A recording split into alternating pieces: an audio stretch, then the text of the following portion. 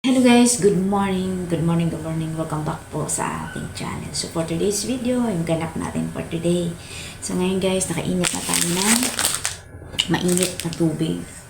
Tayo magkakape na dahil Biyernes po ngayon, last day of the month of February 2025. So this is it guys. So ilang araw na lang. So yun nga, siguro next week magtinda pa tayo. First week and the rest is pahinga natin or baka next week na din kasi magbayaran ako sa GTI sa Lunes kaya ayun. So kumusta ako ang lahat? So ngayon, ayan, samahan niyo po ako kung anong ganap natin. Ayun, timpla tayo ng kape, mga kasari kasi maglalaba ako ngayon, Biyernes, ang ating labahan, sisimula na ako ng paglalaba. So, yung mga paninda natin, yun nga kahapon, nagpa-deliver tayo sa grocery. Nagpa-deliver po ako sa grocery kahapon ng mga sesto. So, magbukas pa rin tayo ng 1 linggo kasi para mabawasan. So, malaman po natin ang mga kasari. Basta sa decision ko, pahinga muna ako. Tapos, bahala na si Batman. So, sa bawat nasarado po ang tindahan, tapos baka may matira pa pong mga paninda, yung mag-vlog pa rin ako ano mga ganap natin for today or everyday ng nating buhay. Taka guys, meron pala akong ininit. Ininit ko yung puso na binili ko paggabi. Ayan. Yung almusain ko. Si Iskar kay kulog pa. May tuyo pa ako. Yung ihawin ko yung tuyo sa kalan.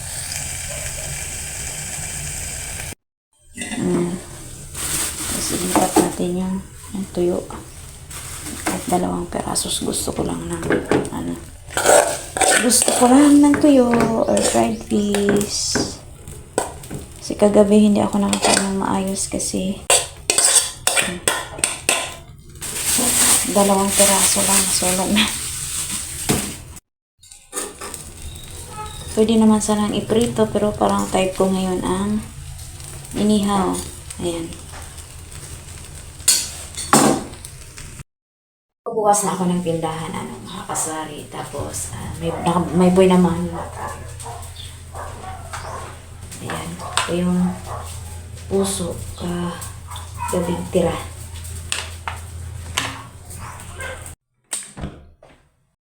So, yun guys. Tuyo, 2 piraso, inihaw, at saka puso ng saging.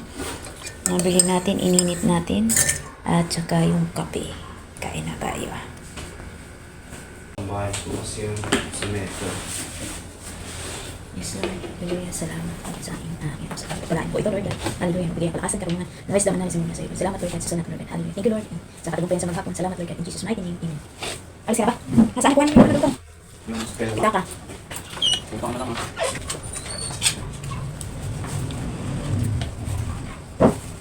Langit lang. Ano oras mo?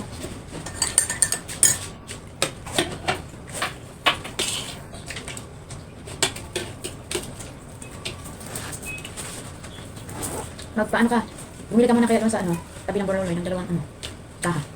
Pula at bukas na kaya Hindi pa. Ganun din sa akin. Hindi pa rin. Pangalan pa sila. Ngayon pa sila. Bukas.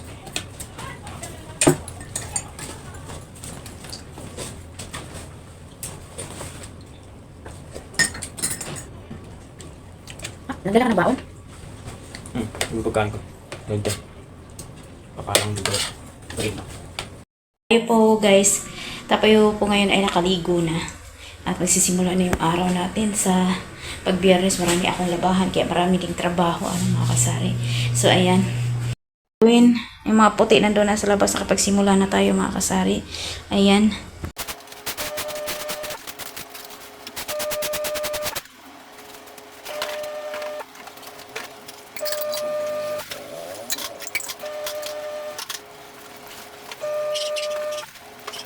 Nagtingting tayo dito, naglagay ko ng mga soft drinks at chiller, saka yung labahan ko, madami tayong labahan for today's video.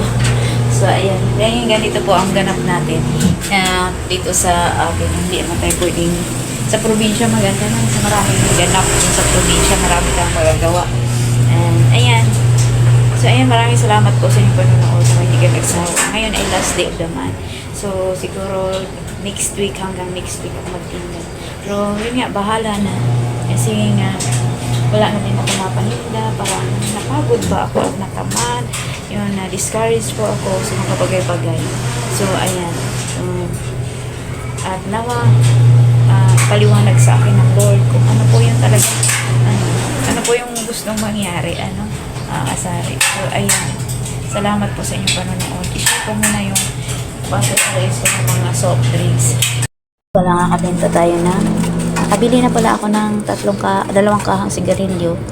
Ayan, may bagong naman tayo. Wala lang, natuwa lang ako sa bago na 100. Tsaka, hirap na hirap ako ngayon sa barya. Nagpunta ako doon sa ibang tindahan, nagpabarya tayo. 100 nga lang. Tapos yung ito yung sigarilyo natin, hinihiwalay natin. So, ayan.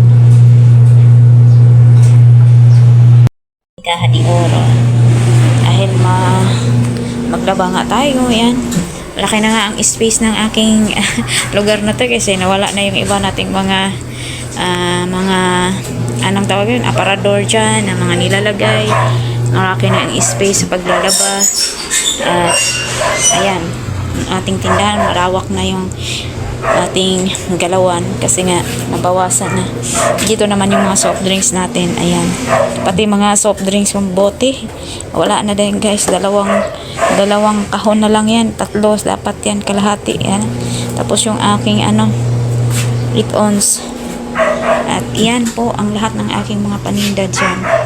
Wala na nga akong sardinas. Kahapon nag-order ako sa grocery. Kasi wala na akong suka. Yan, mantika. Nag-order na. Tapos isa lang yung akong asukar dyan, 1/4. Ayan. Tapos gusto ko sanang mamili kasi parang may naghahanap nga. Sayang man. Tapos, yan.